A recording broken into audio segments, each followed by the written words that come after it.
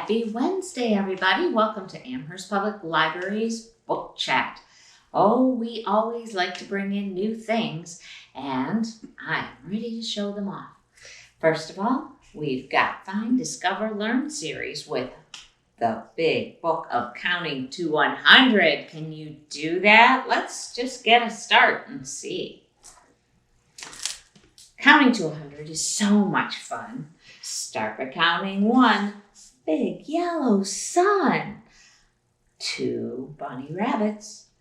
3 chirping birds. Tweet, tweet. 4 wild mushrooms. And 5 colorful trees. 1, 2, 3, 4, 5. They sure are colorful. 6 lampposts. 7 benches. 8 cotton candy treats. I don't know, there might be one missing by the time I finish counting. And 9 hot dogs. 10 people in the park. That's a challenging one. Why don't you come and check this book out? You've done 10. See if you can do 100. Big book of counting to 100. Then I wanted to mention some other things we have here. We have books on CDs. We're getting new ones all the time. And if you're taking a trip, these are really fun for the whole family to listen to. This one is book 1 of a series by Amy Kaufman, and the book is titled The World Between Blinks. And when you get Jake and Marisol together, you know you're going to have an adventure. So come on and check out the adventure in The World Between Blinks and listen to it, maybe even while you're in the car. And if you've never checked out a graphic novel, we have them for the youngsters too. This is Unicorn Famous. This is book 13 of a series. We have 1 through 12 waiting for you to get started. Unicorn Famous, another Phoebe and Unicorn adventure. This is by Dana Simpson. Does that not tell you how flashy this is going to be? And then we have some fun picture book. How about Little Ghoul Goes to School? Let's start out and see what happens to Little Ghoul. Tomorrow was the first day of school, and Little Ghoul was nervous. "Don't worry, my little maggot," said her mother.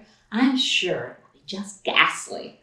Her mother sat with her and explained how horrible the first day of school would be. It made Little Ghoul feel a little better.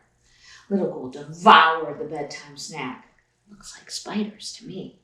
She brushed her teeth with rotten onion-flavored toothpaste. She jumped into bed and her mom slobbered on her and tenderly said, "I hope you have dreadful nightmares." Little Ghoul was still thinking about school as she closed her eyes and drifted off to sleep. I don't know if you and I would be happy living with Little Ghoul. When Little Ghoul's eyes popped open, it was morning. She had been hoping the weather for her first day of school would be her favorite, cold and rainy. But alas, it was bright and sunny. I guess not the type of day Little Ghoul likes. Her mom licked her goodbye, and Little Ghoul headed to the bus stop. Her mom had explained that the school bus would be an old scrap heap with a terrifying driver. Come and check out what happens on Little Ghoul's first day of school. This is Little Ghoul Goes to School. I don't think we experience those kind of days at school. And then how about a cute book that you can read yourself? It's part of a I Can Read series, and it's level 1. This is a fun one because it's comics too, called Fish and Sun by Sergio Raggier. "Mom, I'm bored," said Little Fish. "And it's dark and cold. I'm going out." "But you haven't even had breakfast," said Mommy Fish. Fish did not care about breakfast. Fish cared about light, being warm, and not being bored. But outside it was also dark and cold and boring. Then all of a sudden, what do you think's happening?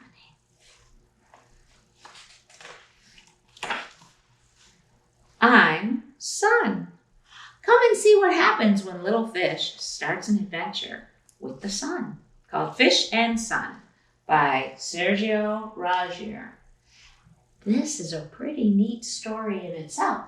This is called Every Bunny Loves to Play. I'm going to read something from the back.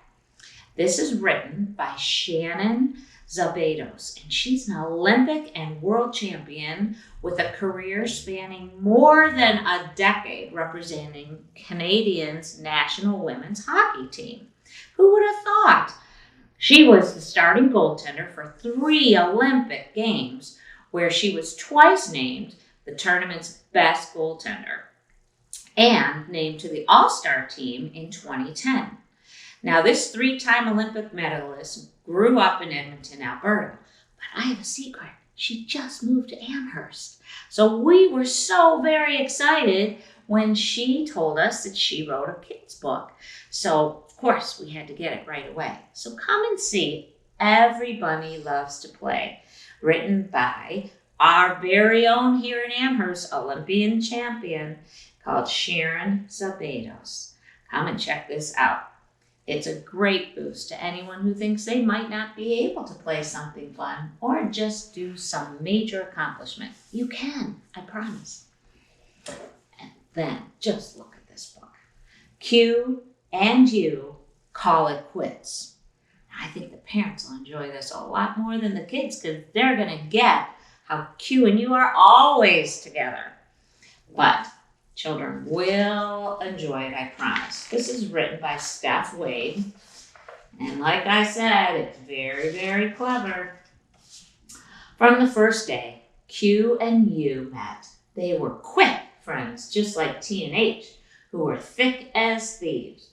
Q and you were a squad.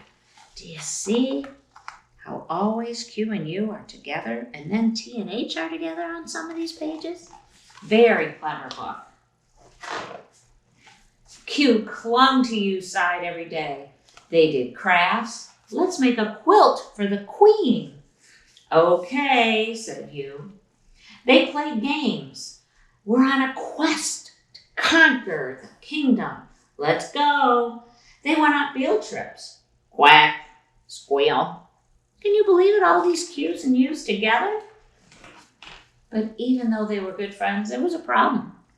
As much as Q loved U, U began to see that Q needed her more than she needed him. Q felt useless when U tried to fix things with her friend N. Never fear, we'll unite it. Oh my gosh. It's amazing. U and N are now friends. He was lonely when U hung out with a friend S and left them behind. Just the two of us. Poor Q. Come and check out Q and You Call It Quits. This is very clever by Steph Wade, and we hope that you enjoy it. And don't forget, we've got summer reading forging on. We'll have our 3rd craft this afternoon from 2 o'clock to 6 o'clock, weather permitting. We hope to see you there. Bye now.